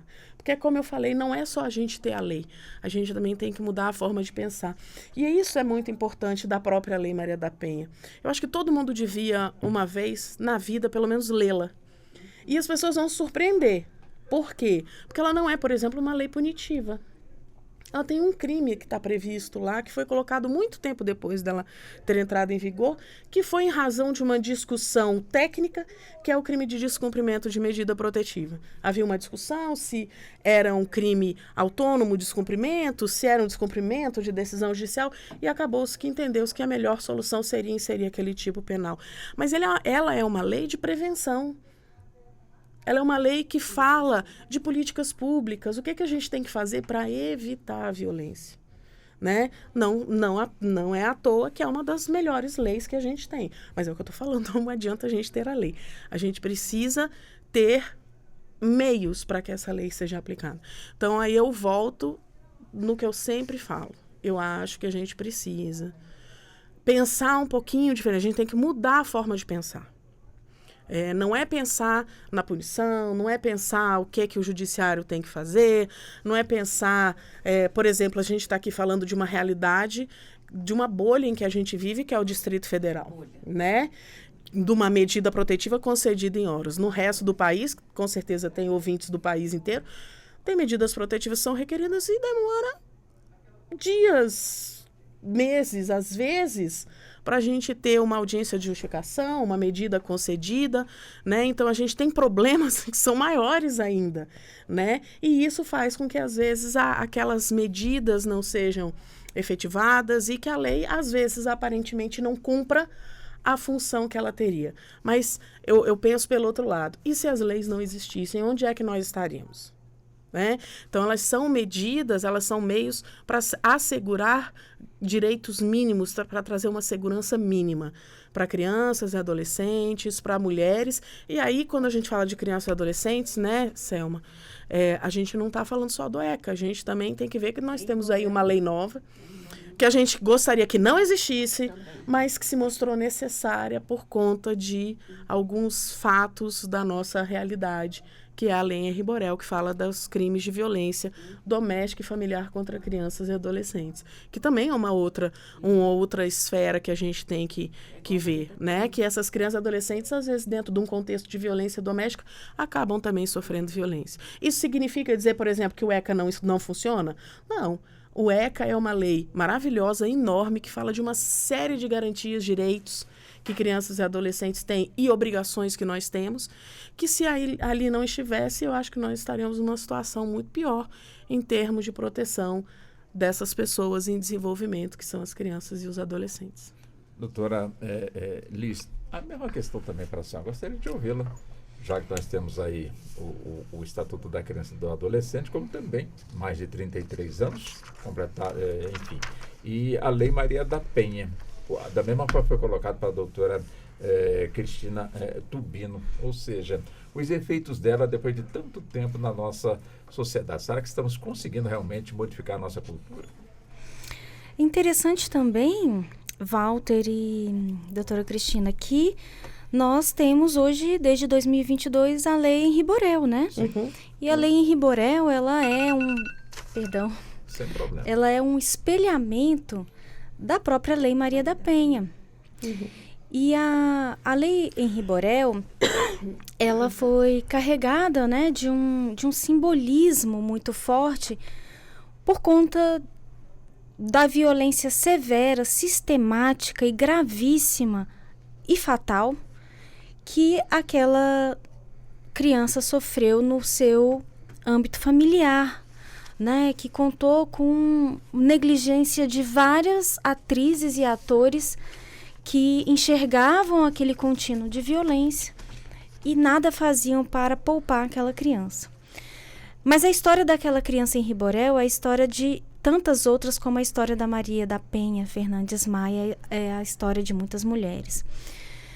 Eu gostaria de colocar uma resposta intermediária, porque eu acredito que a lei em si, ela não é capaz de transformar realidades.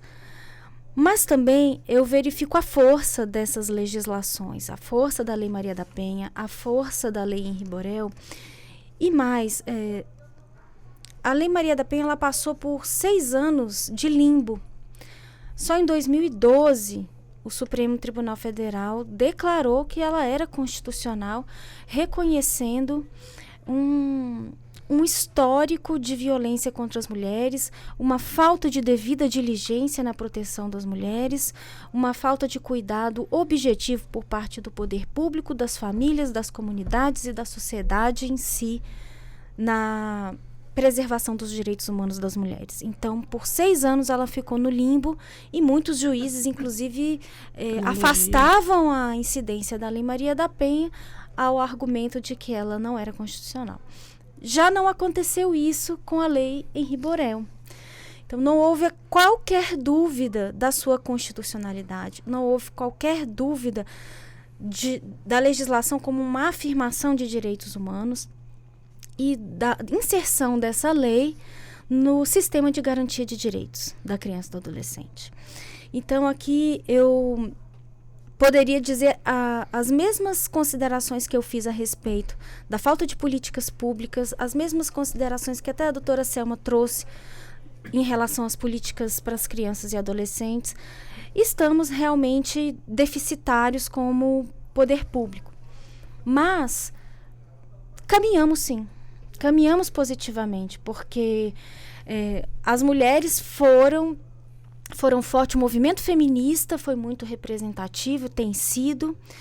Aqui a doutora Cristina, além de ser uma excelente advogada criminalista, especialista na prevenção, no enfrentamento à violência contra a mulher, mas ela também é uma militante dos direitos das mulheres, né? Então nós temos um corpo de mulheres, um corpo de adolescentes, de crianças. Eu vejo a participação de adolescentes em comissões, no Conselho de Direitos da Criança e do Adolescente, nas convenções. Nós estamos vendo a importância dos movimentos sociais, ainda mais nessa governança atual em que estamos retomando os espaços de diálogo pela via dos conselhos de direitos, porque muitos foram desativados no governo federal passado. E temos uma caminhada desde a Constituição de 1988 em prol da participação social e do controle de políticas públicas. Eu penso que falta um engajamento maior da sociedade civil na cobrança dessas políticas. E acredito que os movimentos sociais, por diversas formas, não só pela via do Conselho de Direito, dos arranjos institucionais, do ativismo institucional, de toda essa criatividade que nós temos nos repertórios de ação coletiva dos movimentos, mas também por meio de estratégias de mídia, de espaços alternativos. Nós percebemos muitas lutas e não temos como voltar atrás, né? Nós temos um anuário aí que mostra que a violência contra a mulher cresceu muito, mas pode ser também que as mulheres estejam encorajadas a denunciar. E eu destaco também um número muito grande de assédio, importunação sexual, violência psicológica, que são crimes novos. Não é que não aconteciam antes, mas agora tem nome para eles, estão previstos no Código Penal. E quanto mais se fala sobre o assunto, mais a sociedade incorpora aquele direito, cobra do poder público e vai a uma delegacia de polícia e faz o seu registro policial. E aí nós vamos vendo os dados aparecendo, como também poderia citar aqui o racismo transfóbico, a injúria racial e tantos outros que estão aí no nosso ordenamento jurídico mais recente.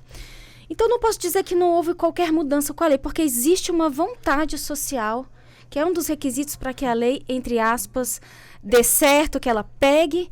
Nós temos, sim, um apelo social, temos que agradecer os movimentos sociais, os movimentos de mulheres, os movimentos em prol dos direitos das crianças e do adolescente, dos públicos diversos e minorias políticas, que fazem com que essa vontade da lei prevaleça. Embora não estejamos no lugar ideal, mas caminhamos muito e melhor, não vamos voltar atrás. Isso é muito importante. Não existe como revogar esses instrumentos valiosíssimos, porque isso é uma caminhada civilizatória. Nós estamos densificando o nosso processo democrático e nos afirmando como uma sociedade que é pró-direitos humanos. Isso não tem volta. Doutora Selma, quer dizer, praticamente a senhora teve o privilégio de atuar antes de termos, portanto, tanto o Estatuto da Criança e do Adolescente, como também de termos também aí, no caso, a Lei Maria da Penha.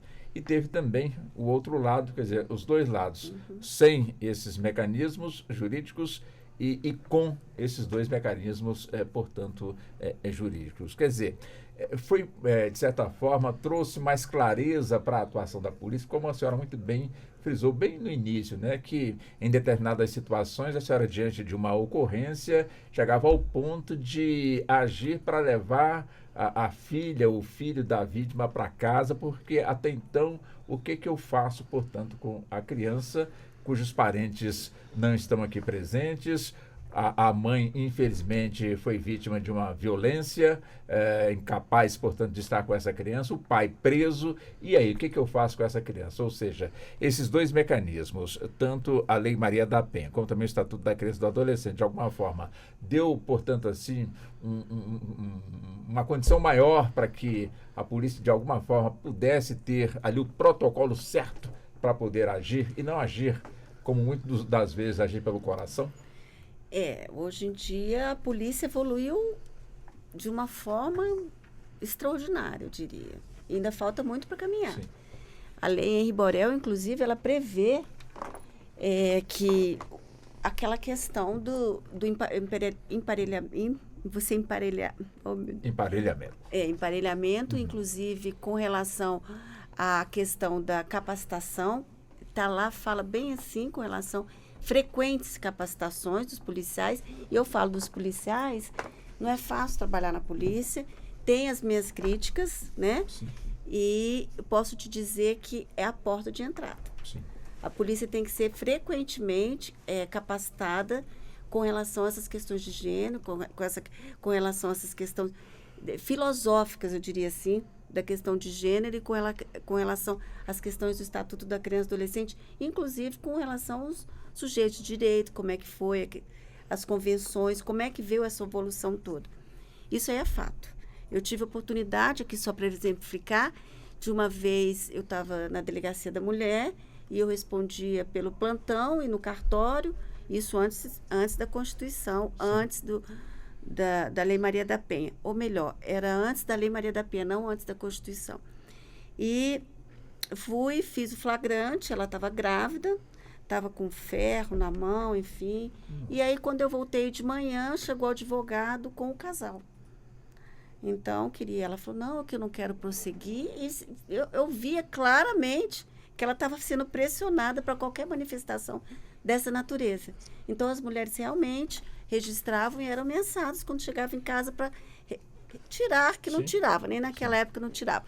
Mas havia essa questão da ameaça. Isso aí foi um avanço que para mim foi muito importante. Essa lei realmente veio assim, para mim, o Estatuto e a Lei Maria da Penha e a Lei Henri Borel, para mim são avanços que tiveram que acontecer, lamentavelmente, mas que foram extremamente necessários. E por aparelho policial foi muito importante, inclusive com os avanços que tiveram agora.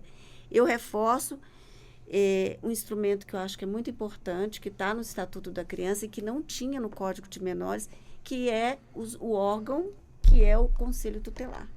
Para mim, é um órgão não jurisdicional, ele realmente tem uma importância fundamental na questão de você aplicar medidas protetivas do ECA. Ou seja, a criança está numa situação de risco, ela, mesmo que não esteja chegado à delegacia, ela precisa, sim, de um conselho tutelar para dizer que ela não está indo para a escola.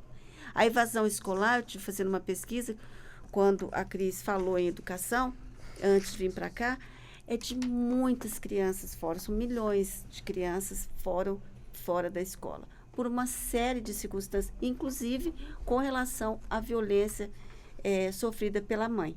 Então, é uma coisa que a gente realmente tem que bater, que se você não tem aquela primeira infância recebida com relação ao estudo, com relação à atenção, a criança vai caminhando aí que não consegue se estabelecer, que não consegue ter um emprego, que não consegue profissionalizar. E aí, aquela criança que era vítima passa por um adolescente infrator, e esse adolescente infrator, como diz a doutora Liz, a gente enxuga gelo, porque ele está todo dia na delegacia, e ele volta na delegacia com outro ato infracional. Um dia ele pratica uma ameaça à professora, no outro dia ele pratica outro delito, no outro dia ele pratica um latrocínio. Por que ele praticou um latrocínio? Porque a mãe é alcoólatra, já está internada, o pai está preso e ele não tem ninguém por ele. E aí depois ele vai para o presídio. Então, assim, não é você passar a mão na cabeça. Não é você, direitos humanos, mas tem que olhar, senão não funciona. É enxugar gelo. DCA, Delegacia do Adolescente Infrator, se você não tiver políticas públicas adequadas, você não vai frear esses adolescentes. É invisível. É invisível. Os adolescentes infratores são invisíveis. E foram crianças vítimas, todos, pode fazer uma pesquisa, foram vítimas de alguma modo. Até os com condições financeiras mais elevadas. Então, assim, não tem como você questionar que todos esses instrumentos, não só esses, como outros, como o Estatuto do Idoso, vieram só para somar. Porque a Lei Henri Borel e a Lei Maria da Penha são idênticos, são os instrumentos idênticos. Tanto a Lei Maria da Penha como a Lei Henri Borel. Então, assim, acho que um adendo que eu acho que podia se pensar é com relação ao Conselho Tutelar, esse instrumento que veio para dar força nessas crianças que são sujeitos de direito, sabe? Mas eu ainda acho que essa questão poderia, na minha concepção, ela ser centralizada ou no órgão do Ministério da Justiça, que tinha o CONANDA.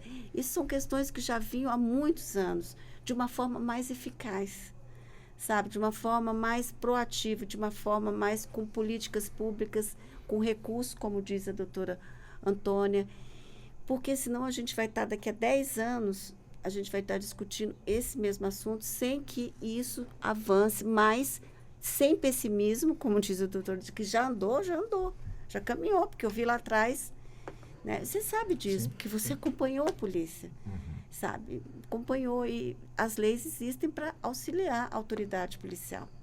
E os policiais aqui do Distrito Federal são uma bolha.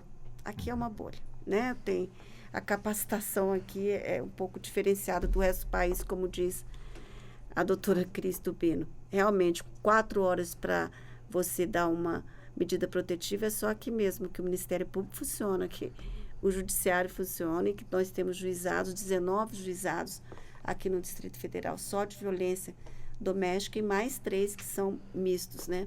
Então, é diferente. E a Defensoria Pública, que é fundamental. E eu já vou com a doutora Antônia Carneiro, né, doutora? Não, é mesmo, eu só elogio.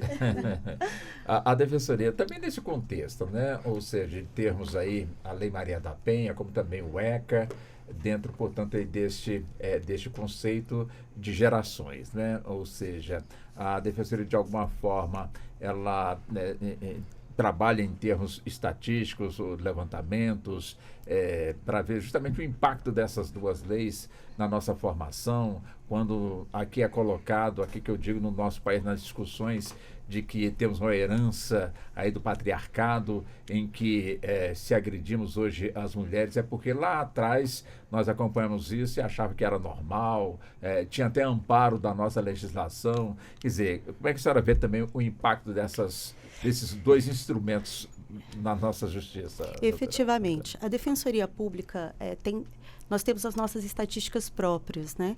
E o aumento dos nossos atendimentos é inequívoco, né? Se eu te trouxer aqui as estatísticas de atendimento, nos últimos anos, só tem aumentado.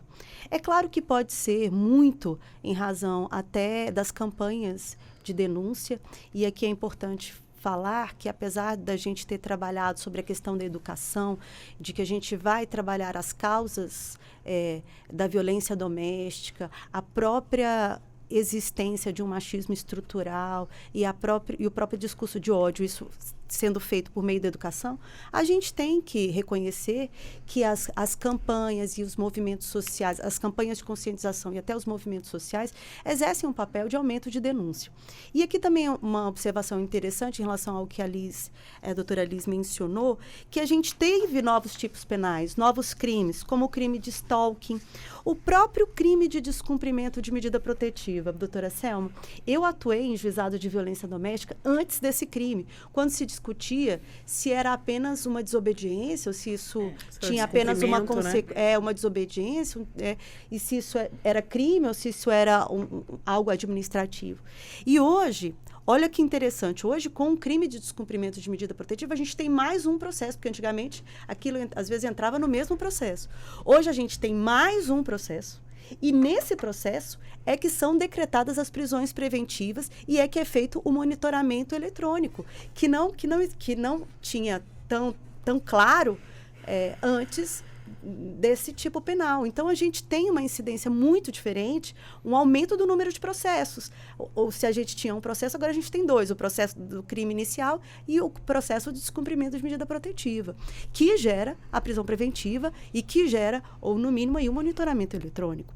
Então, a gente tem, sim, né, um aumento, os tipos penais de stalking, a violência psicológica, uma demanda muito clara das nossas mulheres. Elas falavam assim, a minha violência física cicatriza, mas o que fica no meu coração, as causas psicológicas, os traumas eu vou levar para a minha vida toda. Isso é uma demanda das nossas mulheres. E que vai lá um tipo, e isso vai aumentar o número de processos, de forma inequívoca. E em relação aos movimentos sociais, tanto que isso, a gente tem que estimular essa situação. Eu estava, na semana passada, eu fui dar uma palestra numa comunidade na zona rural do Sol Nascente. Passava o Sol Nascente, eu andei assim uns 15 quilômetros para chegar lá de estrada de terra. E era uma comunidade vinda de movimentos religiosos, que, né, você tem aquela questão... A questão da violência doméstica tem que ser tratada ali, porque muitas vezes os valores religiosos podem ser confrontados com a denúncia ou não da violência doméstica, e a gente está ali com todo aquele trato, com viés afetivo. E eu me lembro que a gente fez isso, um grupo no WhatsApp, e os companheiros dessas mulheres falaram, não, mas tem que ter a presença nossa aqui, não pode ter só a mulher aqui. Né? E aí houve tipo uma pequena revolta dos companheiros, dos namorados, dos maridos, que queriam estar presentes ao ato. Só que nós queríamos falar para mulheres, era esse o projeto, e as nossas mulheres ficam mais à vontade de falar sozinhas, porque quando estão, elas ficam silenciadas. E o que nós queremos é dar voz a essas mulheres. Né? Então, assim, mas eu fui dar a minha palestra e não apareceu nenhum homem lá, e graças a Deus as mulheres conseguiram falar tranquilamente. Mas isso tudo vem, né? Vem do que a gente fala, que das leis não brotam flores, mas as leis trazem uma reflexão, é um pontapé inicial. Por exemplo, foi depois da Lei Maria da Penha que nós tivemos a criação dos juizados de violência doméstica. Antes disso, esses crimes eram competências dos juizados especiais, ou seja, ia lá para o juiz comum, aí, o que é acordo, cesta básica, era isso, era assim que acontecia antes. né? Vários arquivamentos, aquela mentalidade de quem briga de marido e mulher não se enfia a colher. E aqui eu vou até me lembrar do exemplo da Liz. O que é? Esse exemplo da Liz vai ficar para minha memória. Desse rapaz que disse que preferiria ficar preso a ficar com a tornozeleira eletrônica. Tem até uma tese de doutorado sobre isso. Fala assim, qual é a mentalidade do homem, né, do autor dos fatos nesse caso? Aí ele fala assim, eu não sou criminoso, eu só tenho Maria da Penha. O que ele pensa? Que Maria da Penha não é crime. E é nessa mentalidade que a gente tem que tratar. É crime, sim, né? Tem violência física, psicológica, que é crime novo, tem violência sexual. Então, é sobre tudo isso que nós temos que tratar. E todas as reflexões tratadas por essas duas leis devem ser replicadas aqui na nossa luta de quem nos seguir, né? Porque a gente às vezes até fala que lidar com violência doméstica, a gente precisa ter um autocuidado, porque tem essa sensação de enxugar gelo. Mas às vezes a gente pensa, poxa, uma mulher que eu consegui livrar, qualquer uma valeu a pena. E que a gente possa honrar as mulheres que nos antecederam, como a Selma aqui presente, as mulheres que nos antecederam nessa luta, e inspirar as mulheres que vão nos suceder nesse caso. Pois não. Bom, nós estamos caminhando já para o encerramento e achei muito boa essa reflexão, né, que aqui foi citada, da tornozeleira. Eu prefiro ir para a cadeia do que usar a tornozeleira. Me lembra uma matéria que eu li hoje, vindo, portanto, de Portugal, onde lá um cidadão, ele, portanto, foi condenado a cumprir prisão domiciliar. Só que a mulher dele gritou, aqui não. Quer dizer, teve um desdobramento, teve que procurar um outro lugar, porque ela não aceitou que a prisão domiciliar fosse na casa dela ou deles, né? Mas fica para uma outra oportunidade. Doutora Cristina, 1 minuto e meio, por favor, beirando os 2 minutos para as considerações finais, por favor. Bom, Walter, eu queria agradecer as minhas colegas aqui, minha amiga Selma querida, Antônia, Liz. Eu acho que a primeira coisa é que discutir esse assunto, discutir a violência contra a mulher é essencial, né? Não só os tipos penais dão visibilidade à violência contra a mulher, mas falar sobre isso é importante. Eu sempre digo que a violência doméstica ela é tão difícil de ser combatida porque ela é muito difícil de ser padronizada, ela é muito democrática. Ela não tem, apesar de algumas interseccionalidades que a gente tem de mulheres que são mais vítimas do que outras, mulheres pretas, mulheres LGBTQIA+, mulheres trans, profissionais do sexo, mulheres em situação de rua, mas a violência contra a mulher ela é muito democrática. Ela não tem classe social, ela é contra qualquer pessoa, né? Então, é possível que esteja alguém nos ouvindo aqui, ou que seja vítima de uma violência, ou que conheça alguém que é vítima de violência. Primeiro, essas mulheres e todos precisam saber que outras pessoas, mulheres e homens, estarão debatendo o assunto, discutindo e combatendo a violência, né? E que essas mulheres precisam saber que elas têm meios para sair desse ciclo, né? Então, por isso que é tão importante a gente conversar sobre o assunto e a gente saber que essas mulheres precisam ser acolhidas. Não só as mulheres, mas os filhos dessas mulheres, crianças, adolescentes. E quando a gente fala essas mulheres, eu falo mulheres vítimas de violência, eu não estou falando só daquelas mulheres que a gente vê que é a porcentagem maior de mulheres que foram vítimas entre 18 e 44 anos. A gente ainda tem um grupo de mulheres que é ainda mais vulnerável, que são as idosas e que são as crianças e as adolescentes, porque dependem dos outros, né? Então, essas ainda são mais difíceis de irem a uma delegacia, mesmo que seja virtual, ou buscar algum auxílio. Essas ainda precisam muito mais saber dos seus direitos, né? Que perpassa não apenas pela punição de quem cometeu um crime, mas também pelos direitos que lhes são inerentes, seja numa medida protetiva, seja de algum benefício que ela tenha. Por isso que é tão importante que dessa discussão a gente saiba que as políticas públicas elas devem existir, mas esses direitos, essas prerrogativas, essas medidas todas que existem, elas precisam ser de conhecimento dessas mulheres. As medidas protetivas é que elas têm direito, a quem que elas podem recorrer. Então, eu acho que esses debates, eles são absolutamente fundamentais sempre, e eu queria agradecer, falar para a Ana me convidar sempre para vir para esses debates, para você também, Walter, porque vocês podem me chamar, que vai ser sempre um prazer estar aqui debatendo, e quem sabe um dia a gente chegue aqui para falar de números que caíram, de perspectiva de visão de mulheres que mudaram, e que a gente possa trazer e discutir coisas boas sempre. Obrigada. Doutora Liselaine Mendes, também, por favor, 1 minuto e meio para as considerações finais. Eu queria agradecer, né, a você, Walter, que nos recebeu muito bem e apresentou esse programa com muito cuidado conosco, e desejar que muitos homens, como você também, escutem as mulheres, porque nós temos muito a dizer, e nós amamos os homens. Eu sou mãe de 2 filhos, e nós queremos os homens junto conosco nessa luta feminista pela igualdade, pela vida das mulheres.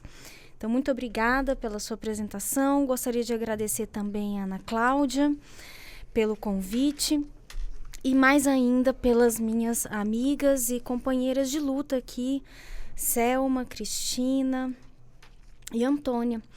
E, mais uma vez, reforçar o convite, né, para o nosso evento do dia 17 de agosto de 2023, lá no Ministério Público, de 9 a 12h30. Nós vamos debater, né, o tema órfãos de feminicídio e políticas de reparação. Vamos contar com a presença da promotora de justiça Silvia Chaquian, de São Paulo, da Rosileide Sá, que fez uma pesquisa muito interessante pela Secretaria de Segurança Pública sobre 13 famílias no contexto de orfandade. E mais recentemente, inclusive, há poucos minutos eu tive a confirmação que também vamos ter uma breve fala da professora Débora Diniz. Então, esse evento está imperdível. Estão todos convidados, vai ser presencial. E, enfim, sigamos, né, nessa luta. E estamos todas nós aqui em busca de parceiras e parceiros conosco. Obrigada. Pois não. Doutora Selma, também, por favor, 1 minuto e meio para as considerações. Depois dessas falas tão lindas e fofas. Ai, eu sou fã de mulher, né?